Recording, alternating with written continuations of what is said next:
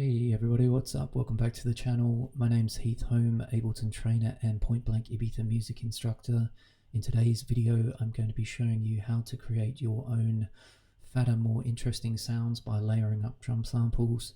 And I just quickly want to say that a lot of people, when they try out layering drum samples for the first time, achieve louder volumes by stacking samples together, but they don't achieve tonality or character. And the purpose of today's video is to show you guys how we can layer up drum samples to make our own custom sounds that have character and tonality that we can then save in our user library. And instead of reaching for samples that everyone else has, we can reach for our own custom sounds and put them into drum racks and audio tracks and get producing. So yeah, let's get started. I'm going to begin by coming to Ableton's browser and categories, clicking on drums and grabbing myself a default blank drum rack and drop it onto an empty MIDI track. I'm then going to scroll down to places and to a folder titled Layer Drum Samples. And I'm going to be using as an example today a kick drum with some layers on it to create a new sound. So I'm going to open this folder called Kick Meat, click on the first sound, grab that, drag it down and drop it into the drum rack onto the pad C1. Once it's inside the drum rack, Ableton puts the kick into a simpler for me. I'm going to click on the title and select it, go to my keyboard, Command G to group that simpler and kick into an instrument rack. I'm going to click on this second circle here to open up the show and hide chains section of the instrument rack, and I'm now going to begin to add my layers. So I'm going to pop up to the Kick Meat folder again, click on another sample. It's another kick drum with a different tonality. I'm going to grab that, drag that down and drop it into the instrument rack. I'm then going to add another layer, and I'm going to come up to this folder titled Hat and click on the sound in that folder, which is a nice fizzy hat, bring that down and also drop it inside the instrument rack. And if I now come up to my MIDI track and the first empty MIDI clip slot and double click with the mouse there, I can create myself a MIDI clip. And on all the strong beats, I'm going to add a 16th note just so I've got a nice 4/4 kick drum pattern to work with. I'm then going to double click my MIDI track to open up the drum rack and instrument rack, and I'm now going to get started on shaping these sounds. So at the moment they all play together as an interesting sounding layer, but they now need work to get the sounds to sit together nicely. And what I'm going to do to begin with is mute layer 2 and layer 3 and just come back to the original kick and start shaping the first sound.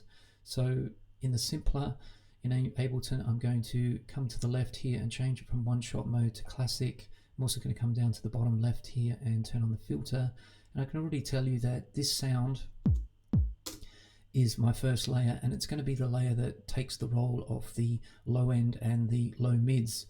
So I already know that anything that's above that area I'm going to cut because I want other layers to take that part of the frequency spectrum, and this is where we begin to make our sounds work well together and create something interesting. So I'm going to come over to the simpler and click on the control section so that you guys can see inside there and can see the filter shape.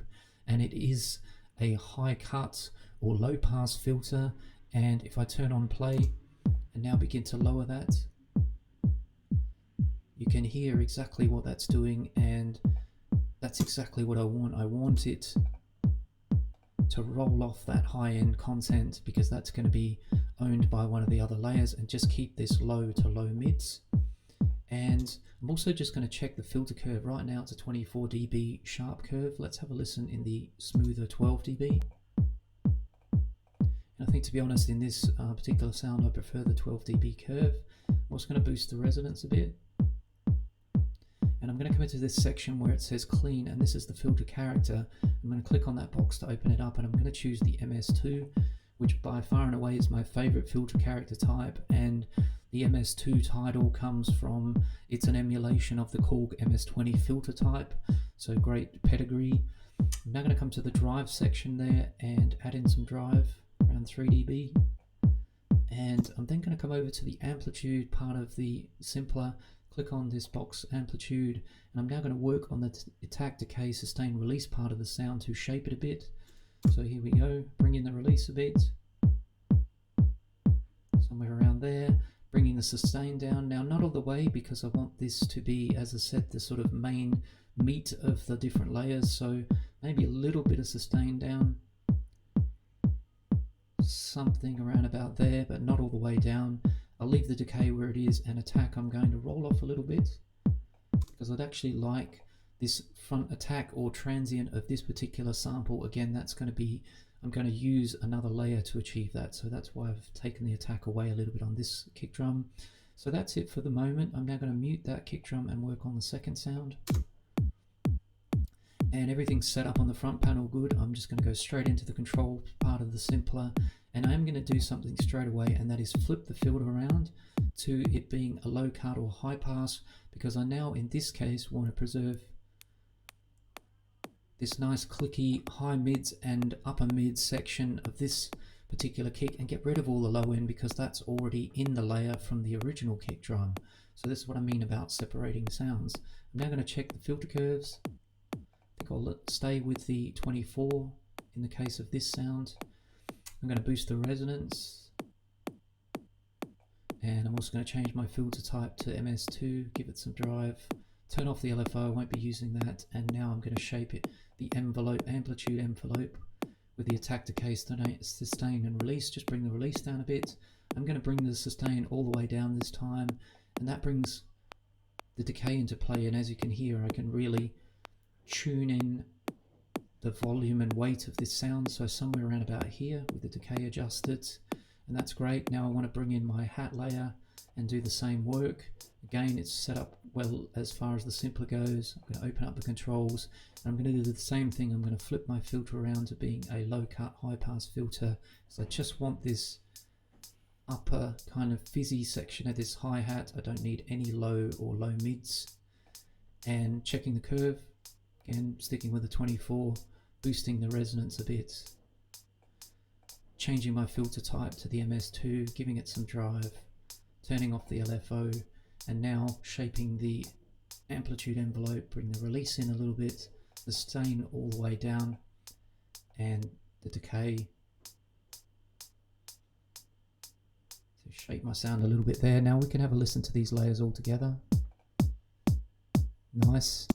Now the next thing we want to do is do a little bit of mixing here, and mixing for me always begins with volume, so I'm going to mute the hat for a moment, but I'm going to add in the second layer with the first, bring the second layer's volume all the way down to nothing, and then I'm going to dial it in slowly to taste.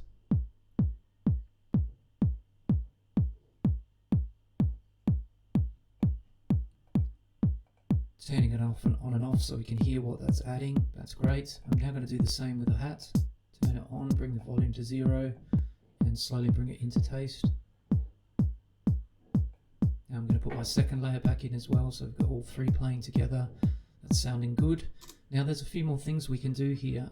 If we come back to the sample itself, we can also move the start and end points of the sample a bit. So leaving all the sounds to play together, I'm now going to work on shaping the end and start point, and I'm going to begin with the first kick, the original one, bring in the end point a bit, somewhere around there. Also the start point of the sound. And this is really important because separating the sounds like that is now allowing that, as I said, a track and a transient to come through from one of the other layers, and I don't need it from this layer. So that's exactly why I want to move those start and end points now onto the second layer, moving the end points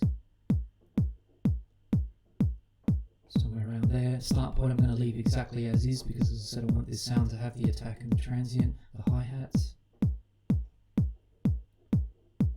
End point can definitely come in, and maybe the start point a little bit. Yeah, something like that. And now what I can do as well is, coming back to the simpler for a second, if I just mute the hats and work on this second kick, if I open up the controls, we also have transposition, which is pitch. So I can actually now also try and tune this layer into the original kick drum by pitching it up or down. So let's have a listen to that. Pitching it down, pitching it up.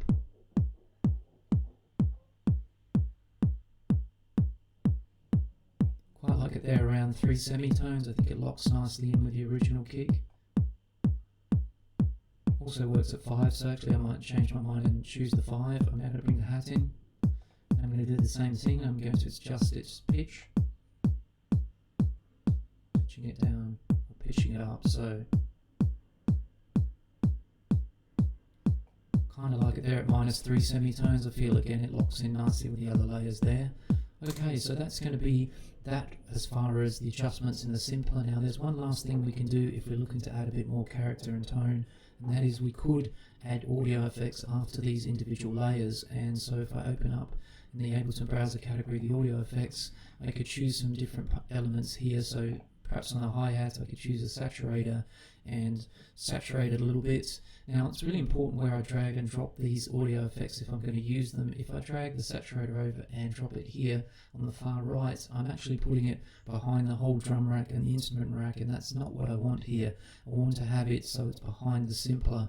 So it's really important that the location as to where you drag it to. So I'm just going to drag the saturator now and put it right here, and now it's right in behind that hat sample, and that's really important about where you place it. So just listening to the hat on its own for a moment, I'm going to drive the saturator. Nice. Let's bring its output down a bit to match it. Try a different character. A and B it so you can hear the difference. I think that's nice. Drop it out of solo back in. Maybe just tweak the volumes a little bit just so the hat's not too dominant. I might come to the second kick layer here and also add an audio effect, perhaps overdrive. Again, just dragging it in behind the simpler. That's nice. A being it turning on and off. I'm not even going to mess with the parameters. I'm going to leave that as is. Nice. So we now got our few layers working together there. Again, just a little final tweak on the volume of the hi-hats. Now that's going to be it. I mean, as I said, you can play around with audio effects all day long, make more character differences. I don't want to spend too much time on that. What I do want to do now is come up to my drum rack, click on the title of it, go to my keyboard and Command G, and I want to put that kick drum and drum rack into a group so that I can work on the group track and do a final bit of processing to try and glue these layers together and make it a nice finished sounding sample. So what I'm going to do is come down to my folder, layer drum samples, and I'm going to grab a little audio effect I've made called the bus glue and drag that down and drop it here onto the group track. And the first thing I'm going to do is turn off the glue compressor. So it's just a simple audio effect made out of the drum bus and the glue compressor. And I'm going to work on getting this drum bus to sound right and glue these layers together bit by bit. So here we go with the drum bus on, turning it off. So you can already hear it's adding a nice amount of drive there. We could add more drive. I think it's fine on the soft setting. Might actually bring the drive down just a little bit. We could change the dampening. I think the dampening was pretty good where it was. We could add some crunch if we wanted to.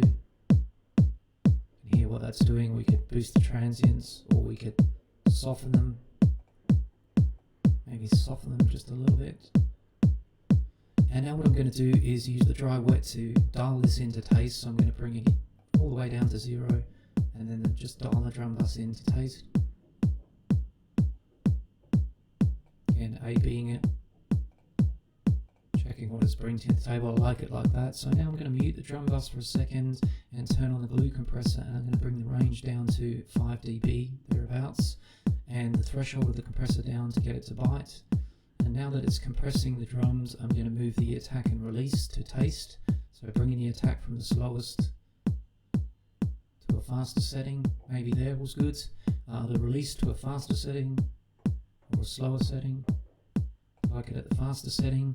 And now what we want to do, which is really important with compressors, is turn the compressor off, and we listen for the volume, and then we turn the compressor on. Now, because we're compressing the sound, we're removing a little bit of volume.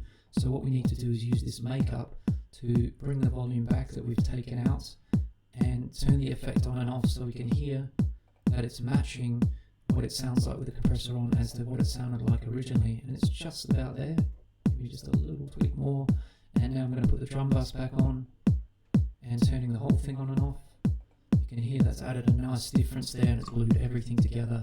So what I want to do now is make an audio copy of my new kick drum. So I'm going to grab an audio track, slide it alongside of my drum rack and group, and I'm going to come to the in and out panel here, audio from, click on the little box there and select group 1.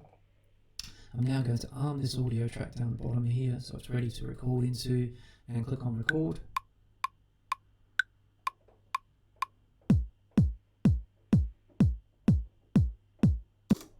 And now I've got a nice little audio loop here of my kick drums, which I could use in projects, but what I'm going to do is a little bit of extra work here. I'm going to Command R on that audio clip and call it the orig. I'm then going to right click the mouse on it and duplicate myself a copy, and I'm just going to drag that down and park it. And on this copy at the top here, I'm going to double click to open it up, and I'm going to bring in the loop brace just so one kick is selected, highlight that section of the one kick, right click the mouse and crop the sample. So I've now got an individual kick on this particular audio clip. Command R to name it, kick, HH.